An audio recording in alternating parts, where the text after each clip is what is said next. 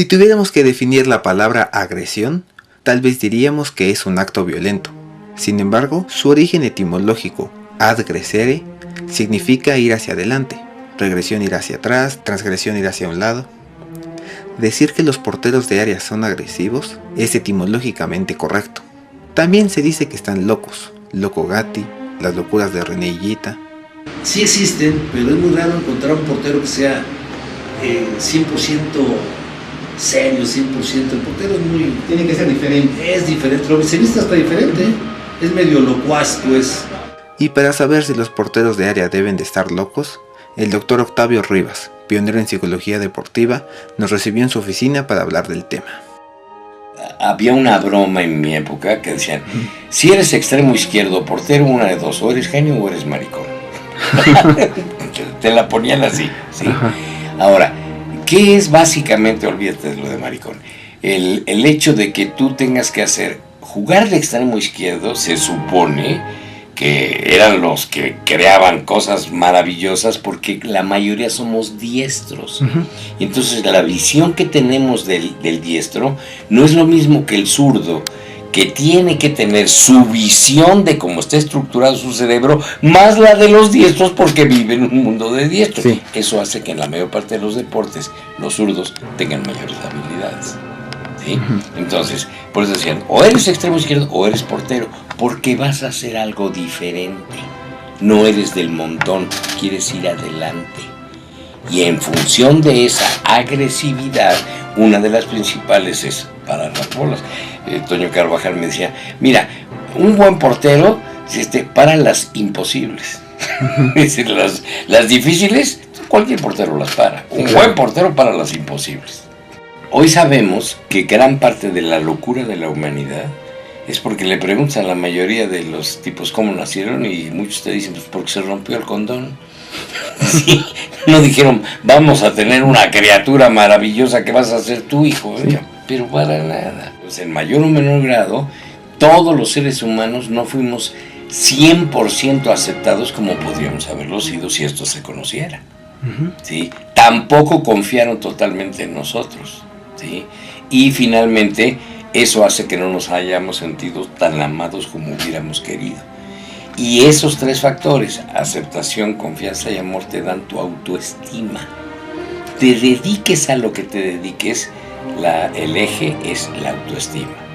Si tienes una autoestima de ese tamaño, adiós. Difícilmente harás. El viejo complejo de inferioridad.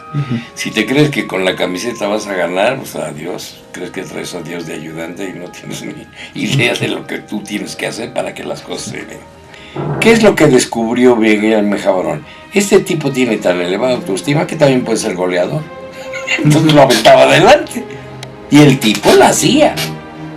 De las dos posiciones. Si hablamos de emociones, todos los animales con cerebro solo tienen 5 emociones. Por más que ha habido en escuelas psicológicas que te han inventado 20 emociones, solo son 5 y sirven para regular la vida. ¿Qué necesitas para estar vivo? Respirar, comer, estar protegido, ropa y techo para que no te mate el frío o el calor. Pero hoy sabemos también que necesitas reconocimiento. Pero en la biología y en la medicina nunca nos dimos cuenta. Porque las otras necesidades, si rápidamente no las satisfaces, te mueres. 5 minutos sin oxígeno, estás muerto. 1 semana sin agua, adiós. 1 mes sin comida, se acabó el partido. Con mucho frío, mucho calor, no llegas ni al mes. ¿Sí? Pero tuvimos que esperar a la Segunda Guerra Mundial, en que hubo muchos niños huérfanos de padre y de madre, que los metían a orfelinatos, sí, con atención, vacuna, médico y todo. ¿Y qué crees? El 90% se murieron porque no había quien los acariciara. Entonces, hoy sabemos que hay una cuarta necesidad de sobrevivencia. Reconóceme, ¿sí? Por eso cuando pasas frente a una persona y ni siquiera la ves, el mensaje es, muérete infeliz, para mí ni existes. ¿Sí? Y eso nos ha hecho que tengamos tan malas relaciones humanas. No me haces caso por las buenas, vas a ver, entonces te hago que me pongas atención por las malas. Y en ese sentido, los uniformes que usaba Jorge Campos tan coloridos tienen que ver con esto, con el ser reconocido. Aparte de su decisión, decía, yo voy a ser completamente diferente. Y todo el mundo decía, ¿está loco? Pues sí, pues es un loco genial. En esa forma, esta necesidad de satisfacer las emociones se ponen en peligro básicamente cuando hay la amenaza de que te mueras. La única razón por la que todos los animales con cerebro deberíamos tener miedo, ante la evidencia, me van a matar. Y emoción no es solo sentir, es movimiento, que échate a correr antes de que te mate el peligro. Bueno, pero no es un peligro el que me está matando, sino me está faltando el oxígeno. Conviértelo en agresividad. ¿Qué? Pues muévete y ve y consigue lo que te está haciendo falta. Muévete, ve ahí, ve por el oxígeno y todo. ¿Sí? Y en un momento dado, si necesitas reconocimiento, pues es algo diferente que ser reconocido por los demás. El peligro es un acicate, porque frente al peligro real de que te van a matar, lo primero que disparas es adrenalina. Y eso hace que te muevas a esta velocidad. Entonces, por eso incluso a los soldados se les entrena en posiciones extremas. Algunos se han muerto en el entrenamiento. No lo sobrepasaron, ¿sí? Entonces, de alguna manera, esa búsqueda del peligro, entre comillas, te dispara adrenalina y te hace tener unas reacciones que dices, pero ¿cómo pudo saltar de este lado a este lado en una fracción de segundo el infeliz y pararla? Ahora, la adrenalina, si va acompañada con otras sustancias que generan miedo, que no lo superas, te paraliza. Fíjate, paradójicamente. Ahora, si va acompañada de endorfinas, ¿sí? Entonces, ni te duele nada, o los dolores los superas, no te cansas, eliminas o bajas el estrés, y entonces la adrenalina con endorfinas, ¡qué maravilla! Por eso, si no te gusta lo que haces, mejor no lo hagas. Ante una situación de peligro, el portero genera adrenalina. Unas glándulas al lado de los riñones son las que disparan la adrenalina, lo que hace que aumente la presión cardíaca. Los músculos del cuerpo se vuelven más fuertes. El hígado segrega glucosamina, que es como gasolina para el organismo. Por su parte, el cerebro agudiza los sentidos. Las pupilas se dilatan. La visión mejora considerablemente. Pareciera que todo sucede en cámara lenta. La adrenalina logra que el cuerpo humano haga lo imposible. Después viene la recompensa. El organismo genera endorfinas, causando una sensación de bienestar, de satisfacción, de alegría. Una vez que se ha resuelto favorablemente la amenaza, el guardameta siente un mini orgasmo. No hay duda, el portero de área se habla de tú con el peligro. A final de cuentas, Walt Disney decía, hacer lo imposible también es una forma de diversión. Pero, ¿qué pasa si el portero se equivoca y no resuelve favorablemente la amenaza? ¿Cómo se recupera de un error? Tiene que ver con otra característica psicológica que se llama tolerancia a la frustración. Si desde la infancia te dicen, nunca vas a conseguirlo todo. Y si no conseguiste algo, no te azotes sintiendo que eres una porquería, ¿verdad? Pero también eso depende de que no te regañen. Mira, idiota, no lo hiciste, porque entonces, ¡pum!, te vas para abajo. ¡Ay, que no lo hice! Ni no llores, vuelve a intentar. ¿Qué? Hasta que lo hagas. Es aprendizaje. Entonces, así se aprende a tener tolerancia a la frustración. No siempre vas a conseguir lo que quieres. Y si no te haces sentir mal a ti mismo por lo que piensas, porque no lo lograste, hubo un error y sigues adelante. El mejor ejemplo que tengo en fútbol del manejo de la tolerancia a la frustración es de Butragueño. No sé si te acuerdas, falla el gol que hubiera sido el campeonato contra el Necaxa. Sí, él estaba sí, en Celaya. Y el tipo, ¿tú crees que se jaló los pelos, agachó la cabeza ni nada? Vio que no la metió. A la que sigue, hijo. Y vámonos. Esa es tolerancia a la frustración. Entonces, los porteros que les importa un cacahuate como maricón, se mete su propio gol, nomás se ríe y sigue adelante, hay buena tolerancia a la frustración. Pero si no, empiezas a decir, soy un idiota, ¿por qué no hice eso? Y te cae el siguiente gol. Si recordamos, Jorge Campos se reía cada vez que le anotaban un gol. Ahora, hay una frase muy famosa. Portero sin suerte no es portero. ¿Será cierta? Primero, ¿qué es la suerte? La suerte, lo discutía yo justamente con un portero cuando fuimos a Estados Unidos. Fernández era el tercer portero, si mal no recuerdo. Pero es un tipo que lee muchísimo y todo, y platicábamos. Y dice, oye, ¿viste el gol ese que no entró, que pegó en el larguero y cayó? Y no sé cuántos veces contra Noruega, sí, ¿no? El primer partido. ¿Qué es la suerte? Y yo traía un libro chino. Digo, aquí dice que la suerte no existe, que es estar en el lugar donde van a ocurrir las cosas. Nada. Y eso no lo puedes saber, más que por tu intuición. Ahora, ¿qué es la intuición?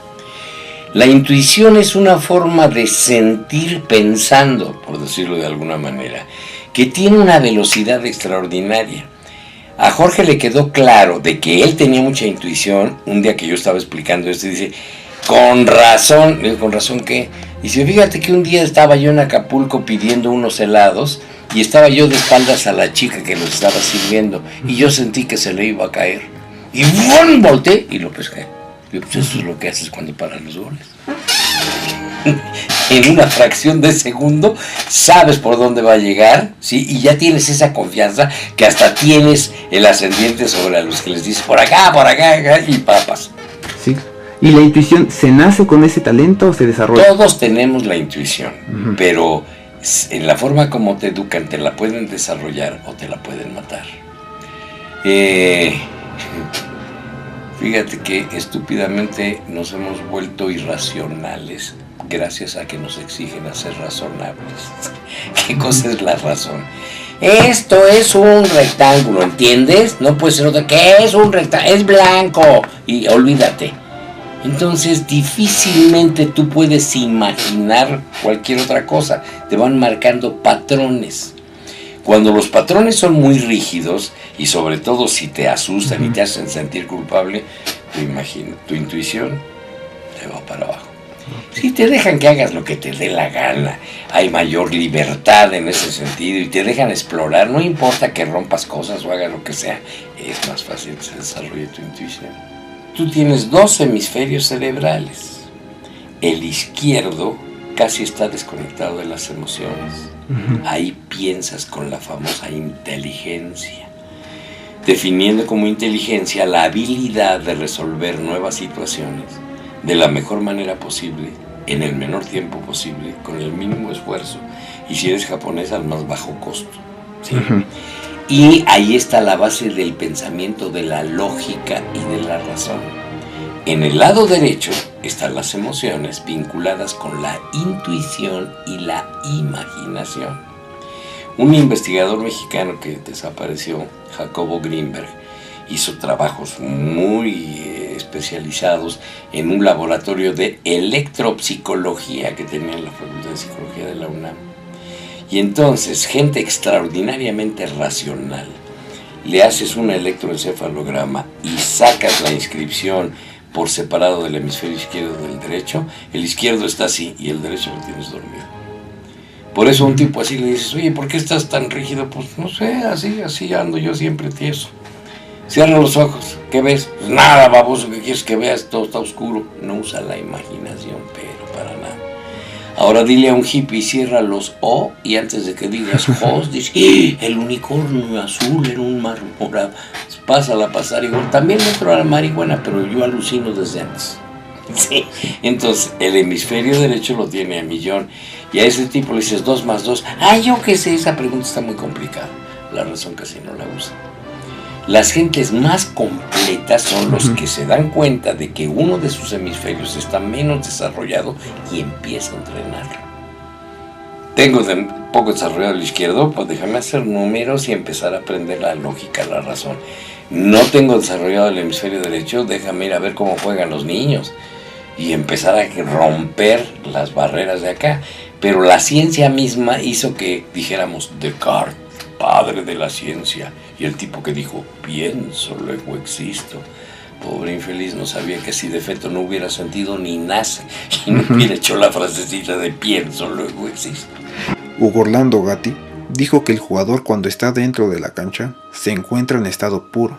Intuición, imaginación, frustración, lógica, creatividad, adrenalina, endorfinas, agresividad, movimiento, emoción.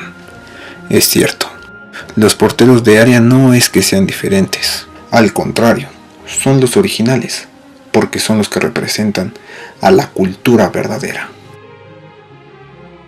Finalmente, el último portero de área, Federico Vilar, formado en las inferiores de Boca Juniors, emigró a México y después de 2 años de jugar en equipos de segunda división, haría su debut en la máxima categoría con el modesto equipo del Atlante. Con su estilo de atajar, su poco usual número 3 para los porteros, su liderazgo y entrega al equipo, en muy poco tiempo lo convertirían en el máximo ídolo para los atlantistas.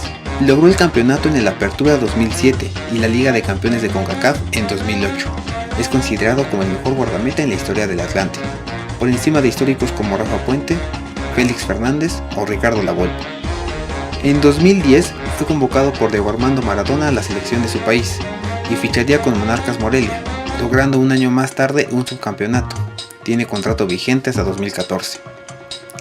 Para analizar a Vilar entrevistamos a Rafael El Guama Puente, exportero de Atlante en la década de los 70. Muchos afirman que pudo haber sido el mejor guardameta de todos los tiempos en México, pero una lesión lo obligó a retirarse. Actualmente es comentarista deportivo en ESPN. También platicamos con Heriberto Murrieta, atlantista de hueso colorado, periodista deportivo en ESPN. Es uno de los mejores amigos de Federico Vilar, por lo que no solo lo conoce como deportista, sino también como persona. Sí, en el restaurante Piantao de Plaza Cuicuilco, hace como 5 años, estaba en la mesa de al lado, ya era el portero del Atlante, y mi sobrino Juan Carlos, que iba conmigo, le va a los Tigres, y ese día el Atlante había perdido con los Tigres en el Estadio Azteca un mediodía, y estaba en la mesa de al lado, lo saludé, muy sencillo, muy cálido. De ahí no pasó, y tiempo después en entrevistas y en reuniones fuimos teniendo más cercanía.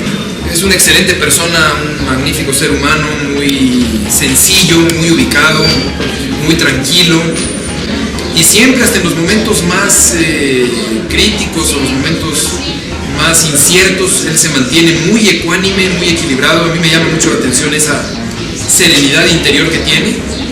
Es muy buen esposo, muy buen padre, muy buen amigo. Como jugador es un gran profesional, es un portero moderno, es un portero que se convierte en atacante, es un portero con grandes reflejos, con gran achique, con magnífica salida, un excelente pasador, un excelente disparador de media distancia también, por si fuera poco. Me parece que es un portero de corte totalmente moderno, ¿no? De estilo sudamericano, que juega bastante bien en el área, cumple muy bien la función de líbero cuando es requerido. Es un portero que en general trabaja bien el área, tanto por abajo como por arriba. Me refiero a abajo cuando hace la chique, no es tanto de salir a los pies, pero es un portero que nunca se vence, que siempre tiene capacidad de respuesta. Es bastante seguro en el juego aéreo, es un portero tiene buen físico, o sea, es fuerte, va con determinación en las pelotas arriba, tiene un excelente despeje. Y debajo de la portería, pues yo creo que dentro de las virtudes de Vilar quizás sean las menos debajo del arco. Así que es un portero impresionantemente completo, que no es conservador, sino que es un portero muy moderno, al que le gusta innovar y al que le gusta inclusive hacer algunos alardes de lujo que a mí no me parecen burla, al contrario, porque sería tanto como decir que al delantero no le podemos permitir hacer un túnel, y él a veces hace algunos malabarismos y algunas cosas muy lucidoras que a mí en lo personal me hacen disfrutar mucho el fútbol, y no me parece que sean burlas, al contrario. Y esas jugadas donde se divierte con el balón, por ejemplo, cuando las mata con el pecho o corta los centros a una sola mano, son las que han creado polémica. Claro que puedo entender que hay situaciones durante los partidos donde puede parecer que se está burlando, pero yo realmente creo que él está tan sobrado de facultades que lo hace como detalles de lujo, como adornos. No lo veo en ningún momento como algo en lo que él busque burlarse del fútbol. No es una burla, pero es muy probable que el jugador, sobre todo cuando está en desventaja, si ve una actitud de esas por parte del portero rival, él sienta que está siendo de alguna manera agredido, ¿no?, por el portero, Esto viene mucho a colación con una situación que se dio con un portero histórico de Argentina, Amadeo Carrizo, que fue portero de River y que fue a lo mejor el hombre que marcó una pauta en la diferencia de porteros, en conceptos, en estilos, sobre todo en la manera de despejar. Y en un partido frente a Peñarol de Uruguay, que ganaba aparentemente cómodo River, tuvo una jugada de grande de esas que más o menos como la que estás comentando, y él bajó la pelota con el pecho, y esto pues lo tomaron como una ofensa a los jugadores uruguayos, terminaron dando la vuelta. Entonces de ahí es de donde a raíz de eso se ha más o menos cuestionado por parte de los porteros, pero conozco a Federico, he platicado con él, de hecho alguna vez le hice el comentario que me parecía que él agredía en cierta forma a los atacantes de otro equipo, a los contrarios, y bueno, me dijo que no, y le entiendo sus razones, y conociéndolo como persona, me parece que lo hace porque es una manera de disfrutar en su estilo. Su estilo de atajar lo ha colocado como los mejores arqueros que han venido a la Liga Mexicana. Por su vestimenta y forma de juego, a muchos les recuerda al histórico Miguel Marín. Junto a Jorge Campos en México ha habido buenos, por supuesto que ha habido buenos porteros y extranjeros. Está Miguel, por supuesto Miguel Marín, que me parece que ha sido el mejor. Héctor Miguel Celada, que es portero, que también se podría decir que ha sido hecho en México. Está hoy en día el caso de Cristante. Estuvo también el Oso Ferrero, que ocupó la portería de Cruz Azul en el periodo que Miguel se fue, no con el nivel de Miguel, pero también el portero para reconocer sus facultades. Estuvo el uruguayo Sigoldi, que también fue un portero. Y bueno, a mí me parece que Vilar, por supuesto que está ahí, ¿no? Yo a lo mejor, yo te diría que Vilar, yo lo pondría por debajo del Gato Marín, y lo pondría más o menos en el nivel de Héctor Miguel Celada y de Hernán Cristante. Sin embargo, las aportaciones de Federico Vilar al fútbol no solo son en el terreno de juego. En 2008 escribió su libro El Arco de la Vida, libro en el que Beto Murrieta colaboró. Él me llamó y me dijo que tenía inquietud de escribir un libro, que tenía algunas cosas escritas sueltas, y luego ya lo unificó en un índice y me las empezó a mandar, y yo empecé a cuidarlas gramaticalmente, de puntuación, ortografía, acentos, y a darle forma al libro, a conseguir las fotografías, a conseguir al diseñador editorial, a todo el proceso hasta que se imprimió el libro. Así que pues esa fue mi participación junto con él, pero realmente son ideas de él. Él escribió el libro de su puño y letra, no me dictó sus ideas, sino que él las escribió y me iba enviando los textos. Y me parece que es un libro conceptual, futbolístico muy interesante. En su libro puso fin a la polémica. Aclara por qué corta los centros con una sola mano. Lo hace porque al ir con un solo brazo tienes un mayor alcance que si lo hicieras con las dos manos, algo que aprendió de su ídolo Hugo Orlando Gatti. Entre otras cosas, habla de la manera de despejar, que debe de ser lo más a ras de pasto posible, pues entre más alto se despeje, más tiempo tardará en caer el balón, lo que hará que se pierda la sorpresa. Habla de la colocación, la manera de caminar el área y más consejos altamente útiles para los guardametas. Pero su libro no solo resulta una guía práctica para los porteros, también nos comparte su punto de vista del fútbol y de la vida. Ser un portero de área no es solo un estilo de atajar, es también una manera de entender al mundo. Defender tu estilo de juego es defender tu postura, tu ideología. Es toda una filosofía. Es el arco de la vida.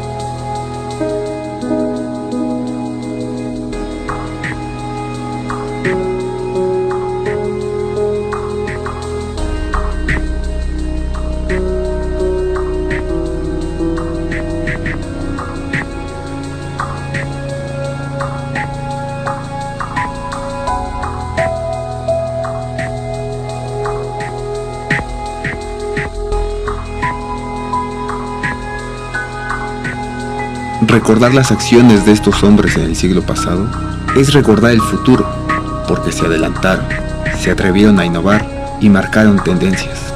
Los primeros porteros de un Cervantes y de completar los recursos de un arquero, no era solamente un atajador. El que la inventó definitivamente Gatti, que llamó la de Cristo. Entonces creo que eso ha sido un ejemplo que ha sido muy imitado en casi todos los países.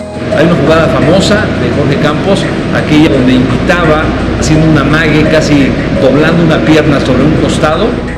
Y aunque parecía que el entorno los encaminaba a quedarse estáticos, Lo que pasa es que es muy difícil, ¿no?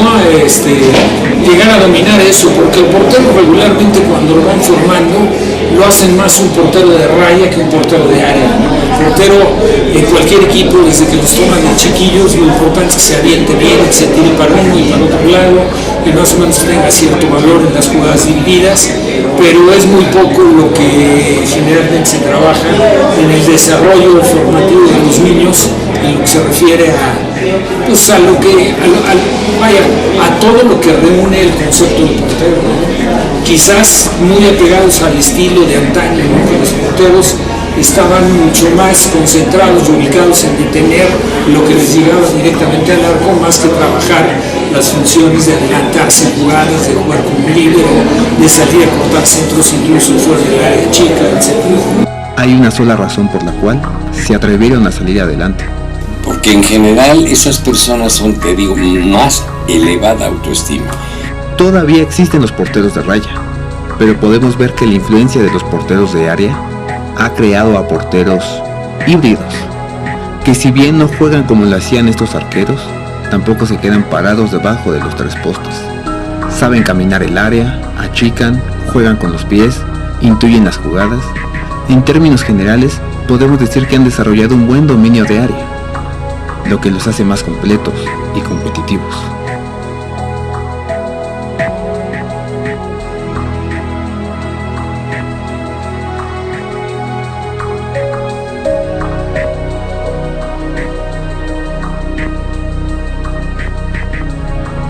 Pero quizá la historia de los porteros de área no termina después de todo. Y en México hay un portero que la gente no lo ha detectado lo bien que juega con los pies. Mucha gente no lo ha detectado lo bien que juega con los pies. Quizá porque sus entrenadores se lo prohíben más ahora. En el pueblo no se lo prohibían tanto. Villalpando también juega con los pies de maravilla. De esos porteros ya no hay y son muy útiles ahora. Villalpando de México no es el único. Su compatriota Iván Vázquez también es un arquero que le gusta salir y juega bien con los pies. Ha anotado par de goles de media distancia.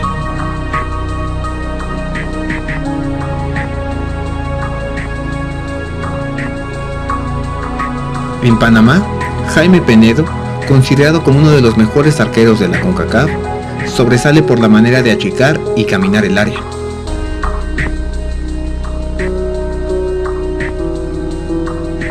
Es un guardameta que las ligas centroamericanas le quedan chicas.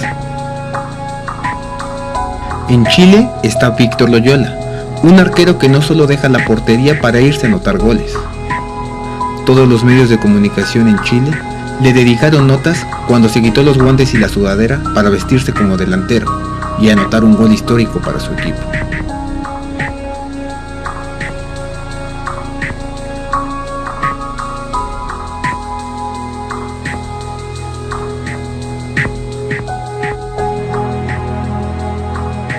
En Europa, Víctor Valdés ha desarrollado un buen toque de bola, para así poder participar en el juego colectivo del Barcelona, trasladando el balón de un lugar a otro. Jugar el área hace que los ataques del Barcelona comiencen con Víctor Valdés.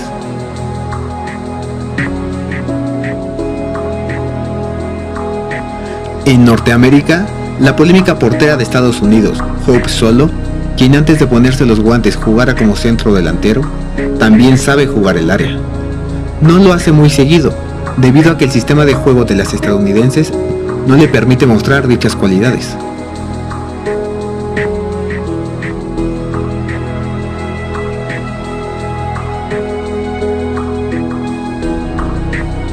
Pero cuando lo requiere, sabe cómo achicar, caminar el área, jugar con los pies y adelantarse a los rivales.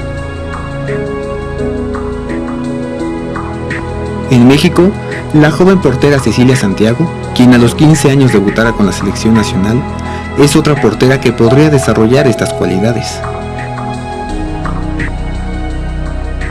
A su muy temprana edad demuestra valentía en los mano a mano, hace los recorridos y el Cristo como pocos. Y en Argentina, lugar donde inició todo, y curiosamente del mismo equipo y con el mismo apellido, en 2006, sustituyendo a Ángel David Comiso, debutó Juan Pablo Carrizo, quien ha cobrado fama por su personalidad, atajadas y sobre todo por sus arriesgados regates a los delanteros.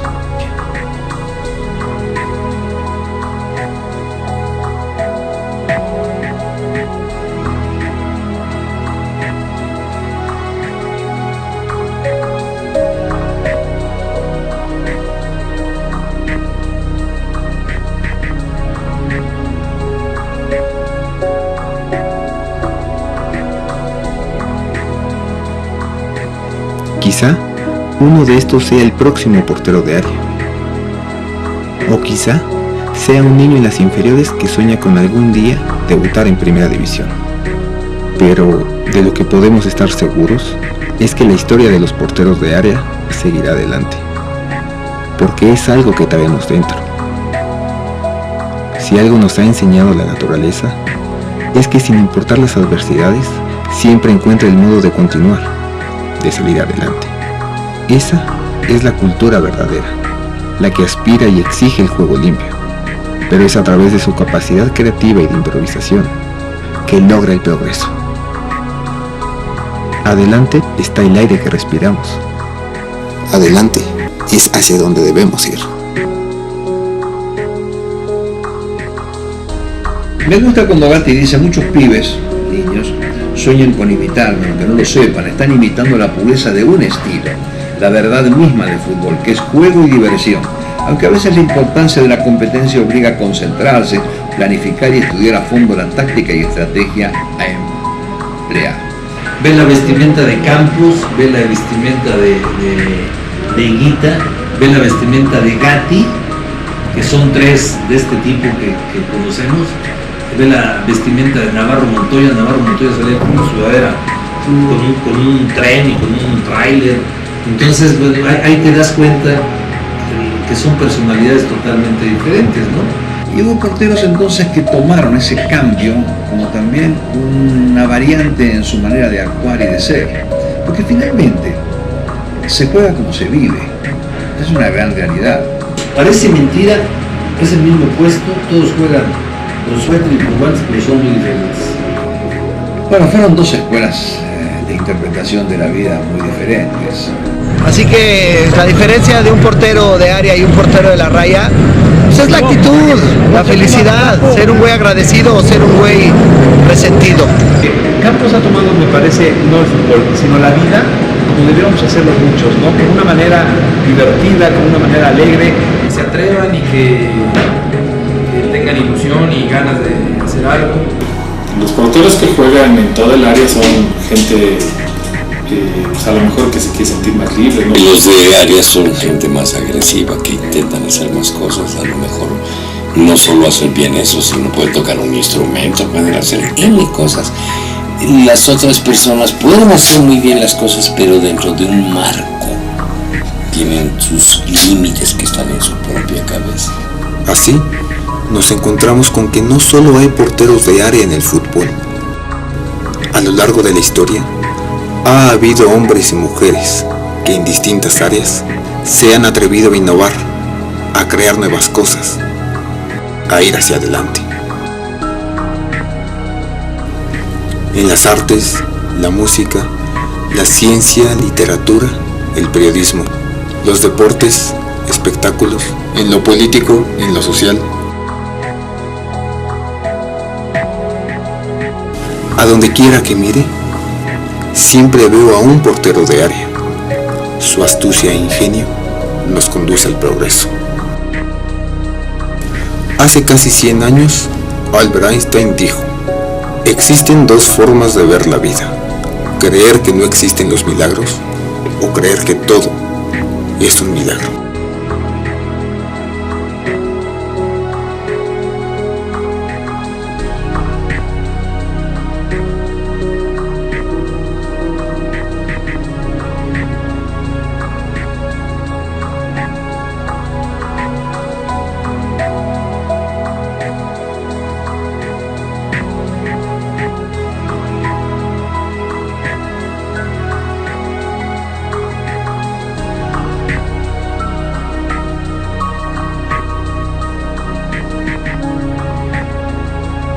Hay un libro que yo lo tengo en portugués y que se escribió originalmente en alemán. Aprenda con el mejor portero del mundo, Sepp Maier. Lee ese libro y una tercera parte del libro es pura mentalidad.